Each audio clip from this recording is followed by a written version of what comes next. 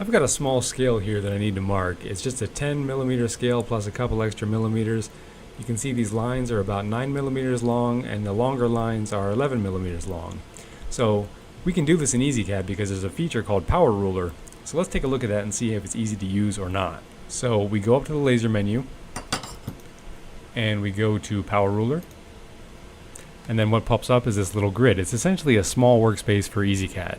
So this workspace essentially has an object list on the left, and it has an XY grid on the right. We have a couple buttons on the top to start a new file, to open something, and these will be a .ruler file, so you can save whatever you do in this workspace. So you can click save if you make changes to a current file, or you can save the file as a file and open it later. And you can also export whatever you're doing here into your workspace and get out of this little work environment here, so you can add different vectors or whatever you need. For example, for this thing, I'm going to need to add a couple more graphics to it. There'll be a logo here, and I'm going to add one more graphic on it. But that's not going to be the only thing that's marked on it, and I don't want to mark these separately, so this is going to go to the workspace. But as you can see at the bottom of this little environment, you have the light, mark, parameter, and quit buttons, as well as a parts counter. So you could mark directly from here. I haven't had good experience marking from here so far, but I'm not, super well versed in this yet. So let's quickly look at how we can use this thing to mark a ruler or this little tiny scale. So I'm going to do three things. I'm going to make this scale and we'll mark it. And then we'll make a little bit more complicated ruler and we'll mark it. And then at the very end, we'll make a disc ruler and we'll mark that. That's essentially just a circle. So let's start by adding some dimensions. So I'm going to keep this in view of the camera so we can keep in mind what we're going for. I'm going to orient it exactly like this. So you can see when we click on the add button, we have a big screen here with a bunch of options.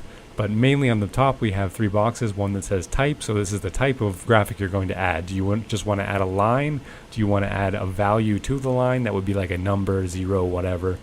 Or do you want to add some text to the line? That would be something identifying, let's say, the scale. So if you were making a scale for millimeters, centimeters, maybe something else altogether, like bar, PSI, pounds, whatever, you can add that.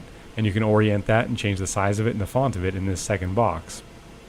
And lastly, on this first box, you can add a vector file. So if you had a logo or something that you wanted to mark in addition that you wanted to be part of the ruler, you could add that. And then this last box here is our friendly hatch box that we're pretty familiar with. If you're not familiar with that, go check out my video on the beginner's guide to hatching, and I go through that in detail. So this would just be hatching our letters or our lines as well. And we want to do that because we want them to show up. We don't want them to have 0 thickness. So let's take a look at what options we have here. Let's say we're going to add the lines, so that's going to be all of these long lines. Now you're going to have to add them in the order that they show up. Not in the order they show up, but in some kind of order. So I've got short lines and I've got long lines, just two different types for this little project. So I'm going to start with the lines, I'm going to start with the long lines. So to do that, we have 3 long lines. So for the pen number, now this is going to be based on your pen on the main parameters over here on the right. So I'm just going to use pen 1 or pen 0, that's fine. So for the graduation number, that's how many lines do you want? So I want a total of 3 long lines. Starting position, I want that at the 0 position. Increment position, how often do you want these lines to show up? I want them to show up every 5 millimeters. Line width, now this is where you add a little bit of thickness to your line so you have something to hatch. So I'm going to add almost nothing. So 0.05 millimeters is what I'm going to add. And then this over here on the right where it says start point and end point, this is actually what you're going to do to make your line longer or shorter. So it has an X start point and a Y start point. Now if you wanted to make a diagonal line, you could use both of these values. I'm just going to add a Y value, so we're adding length. So we're adding these lines vertically right on this axis, and you'll see it show up as soon as we add this. So I'm going to make these 9 millimeters long, and that's going to go from Y0 up to Y9. So our X is going to be right on the 0, 0 point. And let's just take a look at these last few boxes, even though they're not available for the line. So we don't have a start value or an increment value, but for the dot bit count, this is just a bad translation. What this means is your decimal point. So do you have trailing zeros after your decimal point? Do you want to have 5 zeros showing up after your number? And this is just leading zeros. So do you want to have 3 zeros show up before your number? And if you do, you have to click this checkbox. And these last boxes down here are if you're choosing a vector file, you can check these 2 arrows and pull your vector file in, you can scale it. So let's go back to our line. So we've got 3 of our big lines. Let's see, 5, 0.05, 9. Oh, that's not 9, that's 11. But in this case, our top is going to be 0, so actually I did that wrong. So our y start point is going to be -2, and our end point is going to be 9, because we want this line to be longer than the others. Now you can do that backwards, but this is the way I'm going to do it. And we're definitely going to enable our hatch. For now, I'm going to choose this because I think it's going to mark the fastest. I'm not going to do all calc because I almost never do that, and the line distance we're going to make 0.01. If you made this too large, nothing would show up because these lines are very small. So let's say OK. So we've got 3 lines on here, and let's zoom in a little bit. Notice that on the top of the screen you have a little A to auto resize, plus and minus to zoom in and out. So you can see we have a couple lines protruding past our 0 point. That looks fine. Now let's add some more. So we need lines that are now 9 millimeters long, and we have a couple different ways to do this, but I think I'm just going to add them manually. So what I'm going to do is choose a line. We're going to have, let's see, 1, 2, 3 of these lines. Our start point is going to be the 1 millimeter line. We're going to increment by 5 millimeters. And we are going to choose the exact same line width of 0.05.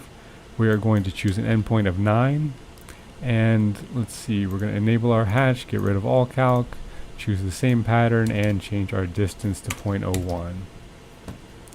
So we'll say OK. And there's our first line. And we're going to add another line. And you can see this would be a lot faster if we were making, let's say, a yardstick or a 300 millimeter or a 1 meter ruler, but we're making this small, so we're not going to get that much benefit from the way we're setting it up. But you could also set it up in little batches, so you can make these 9 millimeter long lines starting at position 1, and then you could say I want it to show up for 1 millimeter for 4 instances. But in this case, we're going to skip past each one because this is how you would do it for a longer ruler. So this one's going to have also 3 instances. Our start point is going to be 2 millimeters. We're going to increment by 5 millimeters, and our width will be exactly the same of 0.05 millimeters. Our end point is going to be 9 millimeters. We'll enable the hatch, disable all calc, and give it a line distance of 0.01 for the hatch. We'll say OK. Now we have 3 lines.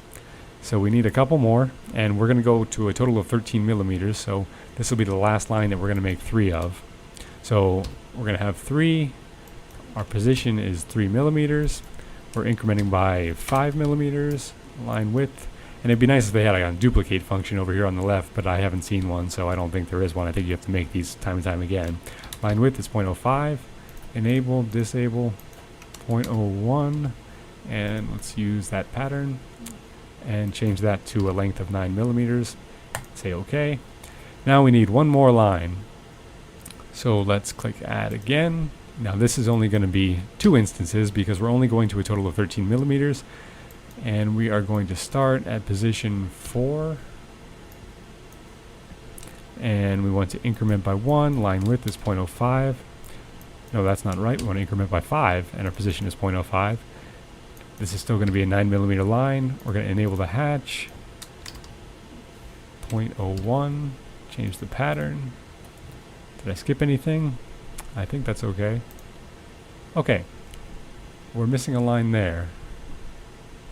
No, we're not. Sometimes they just don't show up. The preview isn't necessarily that good, so you may have to zoom in and out to make sure your lines are there.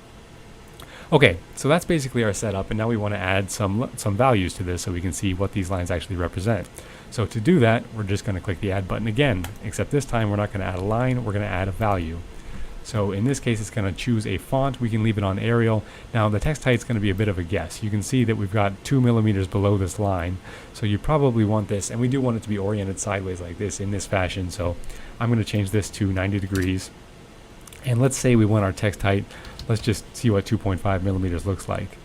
And we want it to kind of be centered, so we want to change its position to a start point on the x-axis of, let's say, maybe 2 millimeters. Let's see what that looks like. And let's see what else. So we're going to increment by 5 millimeters. And we're going to start at 0. And we're going to have a total of 3 numbers showing up here. So we're going to have a 0, we're going to have a 5, and we're going to have a 10. I'm not going to do the 0.5 and 1. I'd rather it not show up in centimeters. And we will have our hatch, and we'll use the exact same values. Maybe we'll use a little bit larger, and we can just use the bidirectional hatch. So have we skipped anything here? We've got our number of positions, we've got our starting position of 0, we're incrementing by 5 value. Okay, let's see. Pause for a second here and take a look at this screen. So there's an increment value for the actual value, and then there's an increment value for the position. So I had the position correct of 5 millimeters, but I did not change the increment value, so it's set to 10 millimeters. So you're going to see 0, 10, and 20 instead of what it should be, 0, 5, and I guess 10. So just pay attention to that. That's there as well, and I didn't notice it because I was paying more attention to the position of the number. How that shows up. All right, so we're not in a good position here. We needed our Y value to go down by at least, I don't know, 3 millimeters. But you can see that's kind of how you have to click on the value every time you want to change it. So click Edit, Y of -3, maybe something like that. And were we even close on the X? No, it looks like we were too far. Let's give it a X of 1. So that looks a little bit better, but we need to even go further than that. So -3.5, let's do that. All right, that's close enough just for demonstration purposes. And that's essentially all I'm doing there. So what you want to do when you're happy with what shows up is click Save As, so you don't have to make this again. And what's going to show up is the regular save dialog, and you can see it's a .ruler format. We'll click Save. I already did save it here. So what I'm going to do now is export it to the workspace. You don't have to do that. I think it's going to mark better if you do, but you can see you can light it and mark it from here. I haven't had good results with that so far, but we can light it just to see what it looks like. So that's what you get, a big grid. I don't like that. I'm not going to do it from here. Now, we'll come back to this parameter button in a minute to make our other types of marking, but for our purposes, we want to make sure this radio button on the parameter button says straight ruler. If you're marking anything else, the size isn't going to come out correct. So let's say OK, and then let's export it to the workspace. So there it is. Let's zoom to fit, and you can see our hatching here, and make sure pen number 0 looks okay. So I like these parameters, that looks fine. Let's select the whole thing. Let's light it, and I'm not going to put it on this. I'm going to get a scrap piece of aluminum. Let's put it on here. Let's light that. So there it is, and let's mark it. And that's what we have. And let's just put a ruler on it to see how close our dimensions are. So at an odd angle here. We'll have to pick it up. So that looks pretty close to 13 from my eyes. Now, if that were off, I would check a couple things. 1, make sure your focus is correct. 2, if you have not adjusted for distortion, you can watch my video on that. I believe it's actually called Adjusting for Distortion. Essentially, it means you're going to have to go into this menu and you'll essentially run through this scale. So if your Y is off, it's going to be Galvo 1. If your X is off, it's going to be Galvo 2. What you're going to do is mark a box, and you're going to say, hey, what did it actually measure to? So if I draw a 50 millimeter box and it measures to 49.5, then it's going to scale that down to be appropriate to make an adjustment. Pretty easy. I go through it in that video though, so if you are having issues with that, check it out. Or one last thing, if you go to PowerRuler again, and like I said in the parameter menu, if you have disc ruler checked or anything else checked, your scale could be off. So just make sure you're on straight ruler when you're doing this. So that's a simple scale that shows you kind of a rundown of making a ruler. So let's go to laser again. Let's go to PowerRuler, and we will say new. And let's go to the parameter button first. Now we'll click disc ruler. So we're going to say OK to that. And you can set the diameter right here. So let's make it 40 millimeters. Let's pretend we're doing a watch face, maybe the bezel of a watch. So 40 millimeters, maybe that'll be a decent scale. And let's add some lines to it just like we did. So for the lines, we don't need text right now. Let's say our start position is going to be 0 degrees. Our increment position, so a watch face will have 360 degrees, and we're going to have a total of 60 hash marks. So 360 divided by 60 should be what, 6? So we're going to have 6 degrees for every increment. Our line width, we're going to make that, let's just make it the exact same thing. We can make it thicker or thinner, but I'm happy with 0.05 for now. We will hatch these, and I'm going to leave the pattern as that. That's fine. So you have to choose a length. Let's leave it at 5. And now this is kind of important. So if you, for the ring, you actually do want to pay attention to whether you're using a positive or a negative number here. Do you want it to extend inward toward the circle or outward from the circle? So in the case of a watch, since I said 40 millimeters, we probably want it to extend inward. So let's say -2, or let's say -3 millimeters. So then let's say OK to that. And we want a total of 60 marks. Did I hatch that? I did not. No, I did. Oh, the hatching is huge. 0.01. So there we go. There's 60 hash marks. And this total outside diameter should measure 40 millimeters. We can mark that real quick just to see what it looks like. Let's move the camera.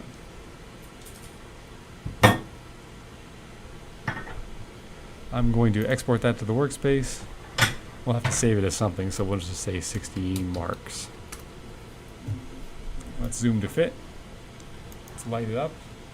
Okay, we're not showing the hash marks, but there we are. And let's mark it.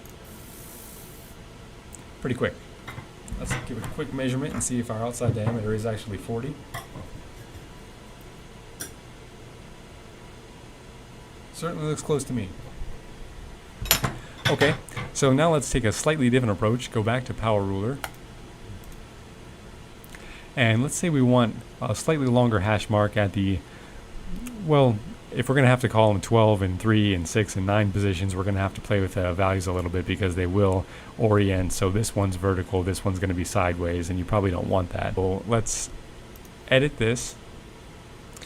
And instead of going all the way around, let's just go, let's see, we don't want the first mark and we don't want this 15th mark. So we're going to do the 14 marks in between the two of them. We're going to start at the 6 degree mark because we said there were 6 degrees. We're going to increment by 6 degrees. We'll keep the line width the same. We'll keep that the same. And that's good. Let's go for it. Okay, so now we have 14 here. So let's add another and let's do the exact same thing. So we're going to do another 14.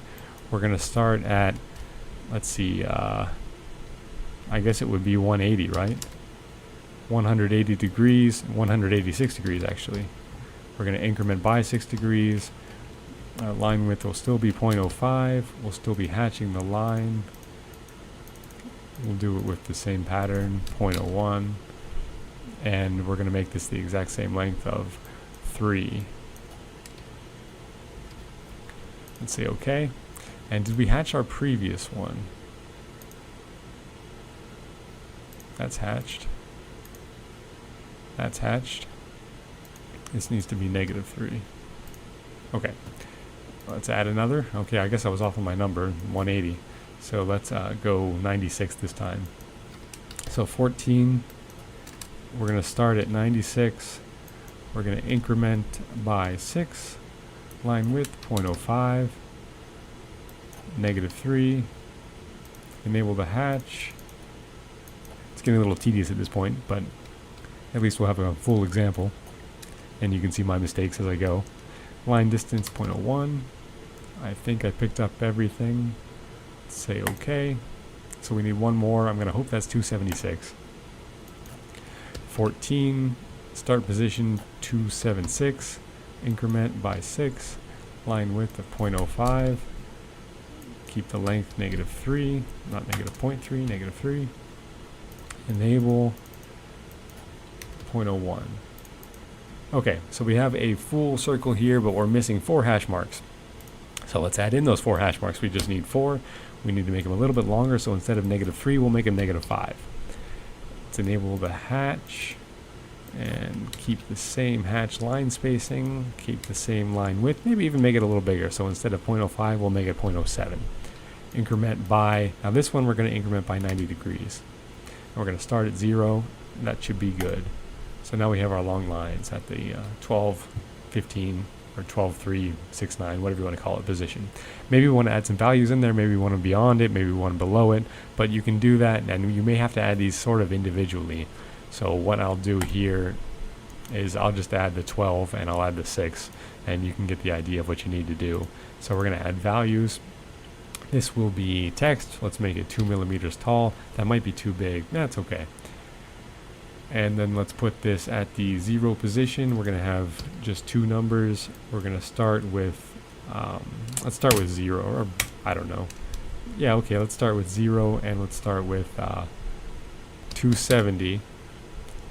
We'll increment by 180, and we'll put 2 instances. Our start value is going to be, let's say 30, and we're going to increment by 30. Let's see if that works. I guess we can make that bidirectional since we're talking about text now. And we'll make our line distance 0.025.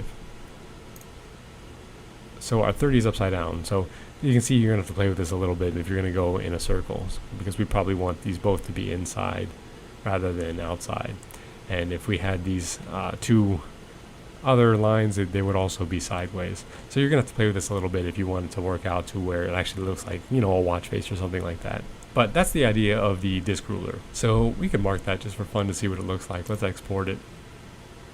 And that looks fine. Let's light it up. We may have to do it over top of something. Nope, here's a clean space. And let's just mark that real quick. So there it is. I think that's showing up. Looks alright. So that's the basic idea behind PowerRuler. You can do a straight ruler, a disc ruler. You can do, if you have the rotary, you can do any kind of ring marking, and it seems to work pretty well. And my initial reaction after reading the manual was that this looks pretty complex and I don't know if I'm actually going to use it. But after using it a couple times, it's not too bad. If you're looking for something like this, an easy way to make a scale, I think it's worth a shot. Now, the one downside to using the PowerRuler instead of making this in Illustrator, Inkscape, or Corel is that you can't save this as anything but this. So if you do choose to save this, it's going to be an EZD file. So if you ever, let's say, got another laser or you wanted to do something else with this file, you'd have to remake it in another program. So it might be beneficial if it's simple enough, or if you think you're going to use this long term and you don't just want to make a quick scale, it might be beneficial to make this in a program that's going to last a little bit longer. So it might be nice to have it in an SVG or an AI format. So just something to consider. If you have any questions about this, feel free to leave them in the comments below. Thanks for watching.